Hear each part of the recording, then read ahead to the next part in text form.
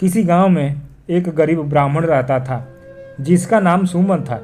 सुमन शुरुआती दिनों में बहुत ज़्यादा अमीर था, बहुत ज़्यादा नेक दिल इंसान था। हालांकि वे अभी भी एक नेक दिल इंसान ही थे, लेकिन उन्होंने इतना दान किया कि वह खुद ही गरीब हो गए। लेकिन फिर भी गरीब ब्राह्मण कभी अपने दानी होने पर घमंड नहीं किया था और वह हमेशा से ही दान करता रहता था।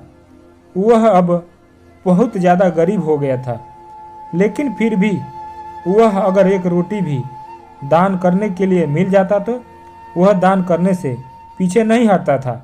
ब्राह्मण एक ऐसा दानी था जो कि दान करने के लिए खुद ही गरीब हो गया था।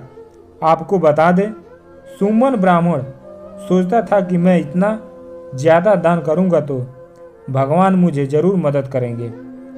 लेकिन फिर भी काफ़ी दिन बीत जाने के बाद उनका कोई पुत्र या पुत्री नहीं हुआ। फिर भी वह हमेशा से भगवान के नाम पर दान करते आ रहे थे। आपको बता दें कि सुमन ब्राह्मण की उम्र बहुत ज़्यादा हो गई थी और वह बहुत ज़्यादा बूढ़े हो चुके थे। उनके पास खाने पीने के पैसे नहीं बचे थे। अब उनसे किसी भी तरह का काम नहीं हो पाता था और नौबत तब भूखे मरने की हो गई थी। गांव में ही किसी ने कहा कि एक सेठ है जो कि ईमानदारी खरीदता है, उसके बदले में वह सारा धन दौलत दे देता है। सुमन ब्राह्मण सोचा कि मेरे पास तो बहुत सारा नेक है, मतलब कि बहुत सारा ईमानदारी है, जिसे बेचकर मैं कुछ ना कुछ खरीद लूँगा। वह ब्राह्मण उस सेठ के बारे में पता करता है और उसी सेठ के पास जाता है अपनी कुछ ईमानदारी बेचने के लिए। जैसे ही वह घर से निकलता है, उसकी पत्नी ने 4 रोटियां बना कर देती है कि रास्ते में अगर उन्हें भूख लगे तो उन्हें खाकर फिर आगे का रास्ता तय किया जाए। जब वह ब्राह्मण कुछ दूर निकल जाता है तो पहाड़ी पर उसे एक तालाब मिलता है। वह तालाब पर बैठ जाता है और उस तालाब पर आराम करने के बाद उसी तालाब में स्नान करता है। फिर वह ब्राह्मण अपनी वही 4 रोटी निकालकर खाने लगता है। तभी उसके सामने एक कुत्ता आ जाता है। जैसे ही ब्राह्मण अपनी रोटियां खाने के लिए खोले है थे कि एक कुत्ता उनके सामने आ जाता है और कहता है कि मेरे बहुत सारे बच्चे भूखे हैं, क्या आप मुझे इन रोटियों को दे सकते हैं? ब्राह्मण उस कुत्ते को एक रोटी दे देता है। एक रोटी खाने के बाद कुत्ता कहता है कि मुझे बहुत ज़्यादा भूख लगी है, एक रोटी में मुझे कुछ नहीं होने वाला है, मुझे दूसरी रोटी भी चाहिए ताकि मेरा पेट भर जाए। और उसके बाद ब्राह्मण दूसरी रोटी भी दे देता है और उसी तरह से उन्होंने दूसरी रोटी भी कुत्ते को खिला दी। सभी खाना कुत्ते को खिलाने के बाद वह भूखे ही आगे की तरफ चल बढ़ता है। आगे चलते चलते वह सेठ के पास पहुंच जाता है जो ईमानदारी को खरीद लेता था। उसके बदले में उसे बहुत सारा धन दौलत दिया करता है। जब वह सेठ के पास पहुंचता है तो गरीब ब्राह्मण कहता है कि मेरे पास बहुत सारी ईमानदारी है, क्या तुम मेरी ईमानदारी खरीद कर मुझे कुछ पैसे दे दोगे? उस सेठ की पत्नी बहुत ज़्यादा पढ़ी लिखी हुई थी, इसी कारण से वह लोगों को खुद से ही देख लिया करती थी। जैसे ही बुढ़ा ब्राह्मण उसके पास पहुंचता है, वह अपनी पत्नी को कहता है कि जरा देख कर बताओ कि इनके पास कौन कौन सी ईमानदारी है। तभी उसकी पत्नी इस बात का आकलन करने लगती है, इस ब्राह्मण के पास इसके पास कौन कौन सी ईमानदारी क्या है जो आप इसे खरीद सकते हैं। तभी उसकी पत्नी ने कहा कि यह जो आज एक कुत्ते को 4 रोटियां खिलाई हैं, यह ईमानदारी इनकी सभी ईमानदारी से बड़ी है। अगर आप खरीदना चाहते हैं तो इनकी यही ईमानदारी इनसे खरीद लीजिए।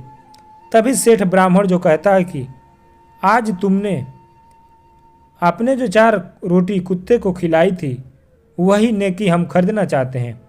वह बूढ़ा व्यक्ति कहता है कि ठीक है, हम ही ने किया, खरीद लीजिए और उसके बदले में आप मुझे जो चाहिए उसे देख सकते हैं। फिर सेठ ने उसकी ईमानदारी के बदले में बहुत सारी धन दौलत हीरे मोती निकाल रहे थे। तभी वह ब्राह्मण कहता है कि रहने दीजिए, मुझे किसी प्रकार का कोई धन दौलत नहीं चाहिए, ना ही मैं ईमानदारी को आपके पास भेज रहा हूँ। उसके बाद वह सेठ कहता है कि ठीक है, आपका मन रहा, आपकी मर्जी, आप भेजो या ना भेजो, इसका फैसला आप कर सकते हैं। फिर वह जिस रास्ते से गया था उसी रास्ते से वापस आने लगता है। रास्ते में वही तालाब दिखता है जहाँ पर उन्होंने रोटियां खाने के लिए रोटियां निकाला था। ब्राह्मण जब उस तालाब पर पहुँचता है तो उन्होंने वहाँ से पत्थर के टुकड़े तथा बहुत सारी लकड़ियाँ उस तालाब के किनारे पड़ा हुआ था। उसने अपने रुमाल में बांध लेता है और घर लेकर चला जाता है। घर जाते हुए अपनी पत्नी से कहता है कि यह लो हीरे मोती, इसको कहीं सही से संभाल कर रखो। लेकिन उसकी पत्नी को हीरा मोती देखना बहुत ज़रूरी हो गया था, क्योंकि उन्हें यकीन नहीं हो रहा था।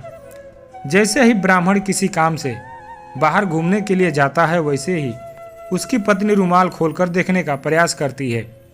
जैसे वह उस रुमाल को खोलती है और देखती है तो यह आश्चर्यचकित रह जाती है, क्योंकि उसने बहुत सारे हीरे मोती इत्यादि इत्यादि महंगे महंगे सामान से, जैसा कि आप सभी को पता है कि ब्राह्मण ने तालाब के किनारे से बहुत सारी कंकड़ तथा पत्थर के टुकड़े वहां से उठा लिए थे और अपने रुमाल में बांध लिया था। लेकिन घर आने के बाद वह पत्थर हीरा मोती कीमती सामान में बदल गया था।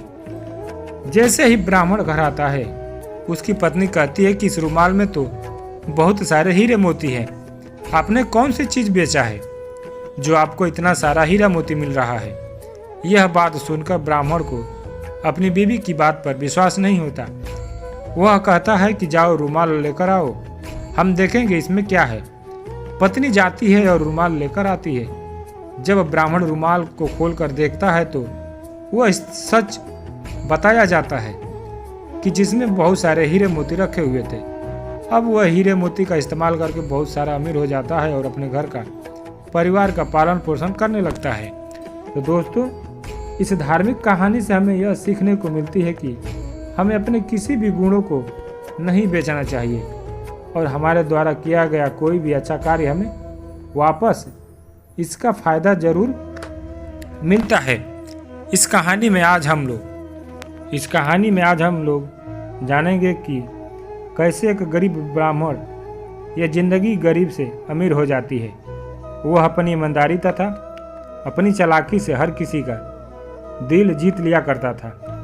आज की स्टोरी इन हिंदी में हम लोग एक धार्मिक कहानी के बारे में जानने वाले हैं। जैसा कि आप सभी को पता है कि भारत एक लोकतांत्रिक देश है जिसमें हिंदुओं की संख्या काफ़ी ज़्यादा है। यहाँ पर पूरी दुनिया में से सबसे ज़्यादा हिंदू रहते हैं और लोग अपनी मान्यताओं तथा अपनी देवी देवताओं को बहुत ज़्यादा ख्याल रखते हैं। आपको बता दें कि हिंदू लोग हमेशा अपने त्योहारों में किसी न किसी देवी देवता की पूजा किया करते हैं।